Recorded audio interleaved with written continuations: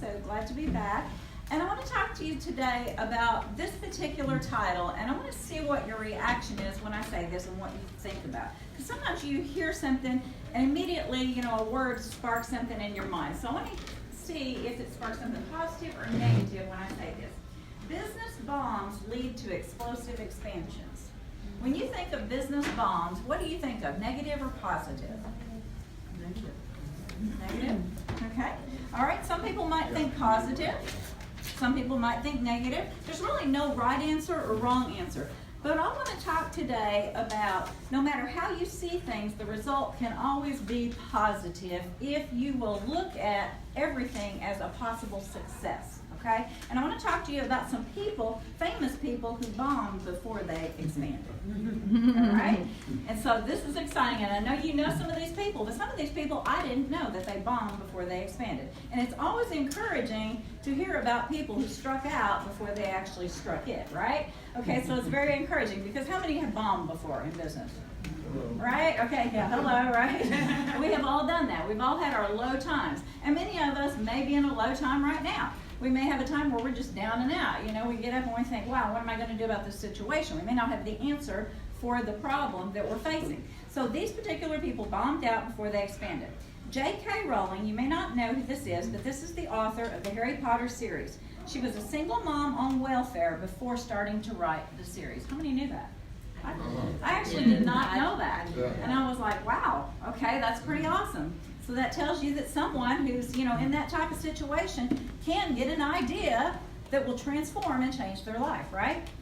Walt Disney was fired from the Kansas City Star because the editor said he lacked imagination and had no good ideas. So we all heard that one, right? Okay. All right, another one. Oprah Winfrey was fired from her first TV job as an anchor for becoming too emotionally invested in her stories. Okay, didn't know that. Albert Einstein had difficulty communicating and learning in a traditional manner. How many know that you don't have to have traditional ideas to win at business? You can think outside of the box and be successful. Okay? So don't think it has to be the traditional way. Sometimes the best ideas are the ideas that haven't been tapped into yet. Don't be afraid to think outside of the box.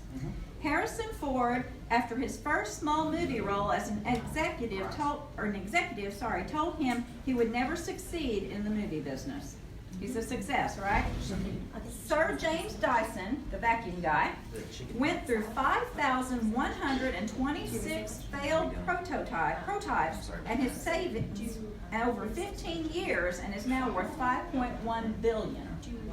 So 5,126 failed prototypes. That's a lot of fails, right?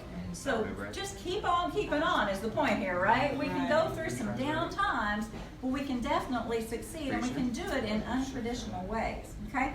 So you may be where you're at to prepare you for where you're going, okay? So when you find yourself in a particular place, even if you're not seeing the site as buildable, you may be at a place that's preparing you for that next level, that next place. So when you get to those points, you need to use the phrase, nevertheless, there's something good going to come out of this. I was listening to Joyce Myers this morning, and she was actually talking about the word nevertheless. And so every time you have a negative thing, use the word nevertheless and come up with a positive statement to follow it by. Okay? Because there's always something positive. You may say, well, this didn't work. This particular business thing that I tried didn't work. But nevertheless, I'm going to give it one more shot. Okay?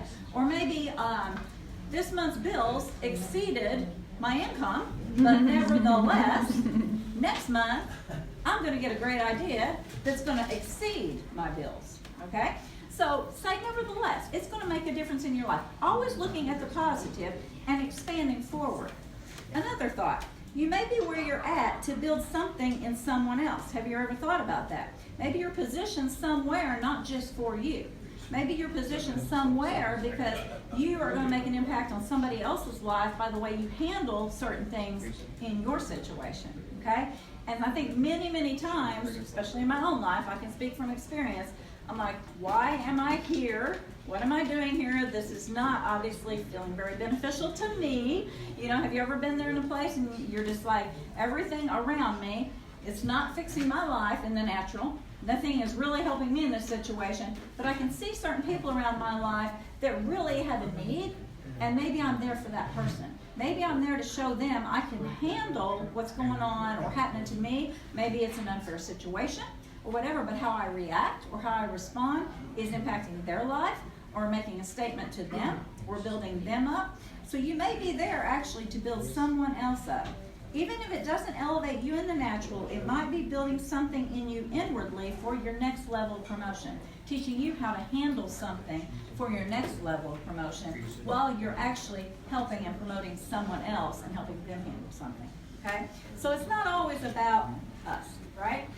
So my pastor spoke last week on it's not always about me, okay? And it's not, but when we invest in others and we realize that something positive can come out of something that may be challenging, we will be elevated, even when we have those business bombs, okay? Even when we have those times that drop us down.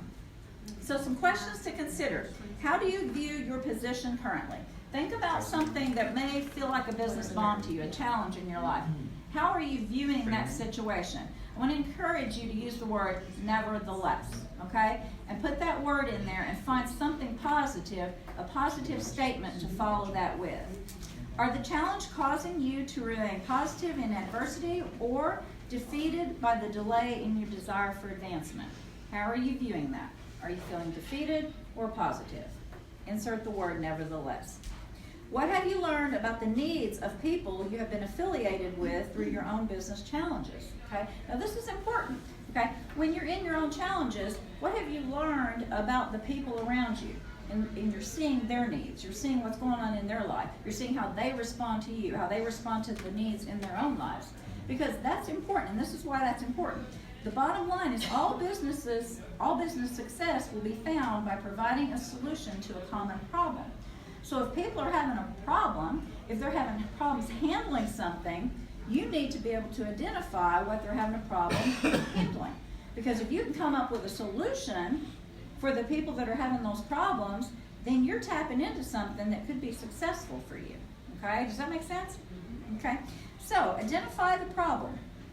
What built the bomb that is currently creating the chaos? All right, is it overworked employees, lack of teamwork, lack of communication, underpaid employees? Find out what's built the bomb. What's causing the chaos within your life, okay? What's causing the chaos in your personal life, okay? We can all look at our personal lives even. So we can roll this over not only into business, but personal life. What's causing the chaos? What things are doing that? And then seek a solution. How can you light a spark to make an explosive success? And these are some things you can do within business. And I actually learned this by watching a particular business, and I'm not going to mention the name of the business, but a lot of these younger businesses that are run by younger people today, they're doing business non-traditional ways. How many have seen that in the Nashville area? And it's working. My son actually works for a company that's doing this non-traditionally, and the company is on fire. They're doing some awesome things, and people are motivated, and he's very, very successful there. And so it's really amazing to me, but these are some of the things they're doing, okay? And I call this like morning motivation is one of the things you can do. Positive power meetings. They have positive power meetings.